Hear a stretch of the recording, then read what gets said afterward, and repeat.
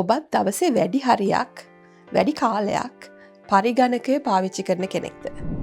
මම Dr. Melanie Amarasuriya, consultant orthopedic surgeon with a special training in hand and upper limb surgery.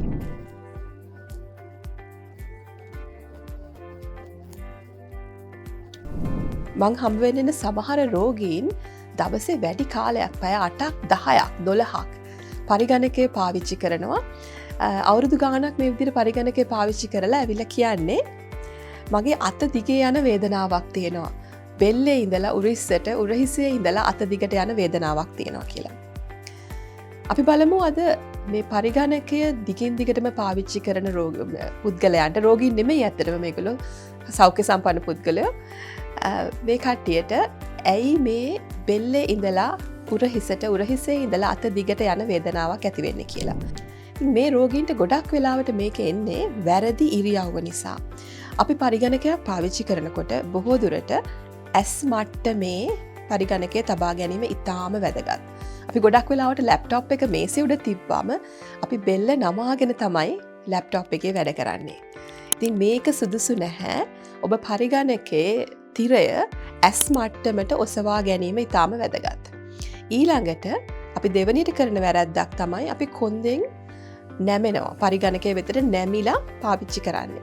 ඒතර අපි පුටුවට හරියට හේතු වෙන්නේ නැහැ. ඒතර තමන්ගේ කොන්ද කෙලින් තියාගන්න එක ඉතාම වැදගත්. ඒත් එක්කම අපි දෙපා සාමාන්‍යයෙන් පුටුවෙන් පිටිපස්සට දාගෙන ඉන්න තමයි බලන්නේ.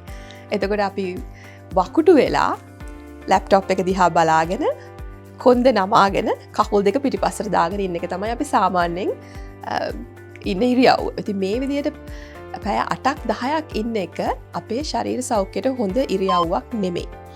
එතකොට විශේෂයෙන් පැය 8ක් 10ක් ඉන්නකොට බෙල්ලේ ඉඳලා උරහිසටත් උරහිසේ ඉඳලා අතටත් එන වේදනාවක් ඇති වෙන්න පුළුවන්.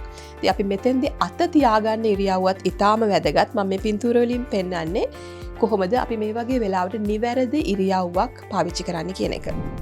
ඒත් එක්කම සමහර වෙලාවට මේ අත දිගේ යන වේදනාව ස්නායු තදවීමක් හින්දාත් වෙන්න පුළුවන්. එතකොට ඔබට මේ වගේ වේදනාවක් තියෙනවා නම් මේ ඉරියව්ව හින්දා ඇති වෙන එකක් කියලා බල ඉන්න එපා. නිසි වෛද්‍ය ප්‍රතිකාර වලට යොමු වෙන්න. එතකොට අපිට කියන්න පුළුවන් ඔබට මේ රෝග තත්ත්වය එහෙම නැත්නම් වේදනාව ඇති වෙන්නේ ඉරියව්ව නිසාද? එතකොට එහෙමනම් අපිට ඔබට නිසි අවවාද ලබා දෙන්න පුළුවන් ෆිසියෝതെරපි කරන්න ඕනේද? ඉරියව්ව හදාගන්නේ කොහොමද කියන එක. එහෙමත් නැත්නම් මේකේ භයානක තත්ත්වය තමයි මේක ඉරියව්ව කියලා හිතාගෙන ඉන්න ස්නායු තදවීම. එතකොට ස්නායු තදවීමක් තියෙනවා නම් අපිට ඒක ඩයග්නෝස් කරන්න පුළුවන්. එහෙම නැත්නම් අඳුර ගන්න පුළුවන් ක්වොලිෆයිඩ් ડોක්ටර් කෙනෙක්ට. එතකොට එතෙන්දී අපි ඒ අදාළ ස්නායුවට කරන ප්‍රතිකාර කරන්න පුළුවන්. එතකොට මේ මාර්ගයෙන් හරියට රෝග විනිශ්චය කරලා අදාළ රෝගයට ප්‍රතිකාර කරලා ඔබට මේ රෝගයෙන් සුවයක් ලබන්න පුළුවන්.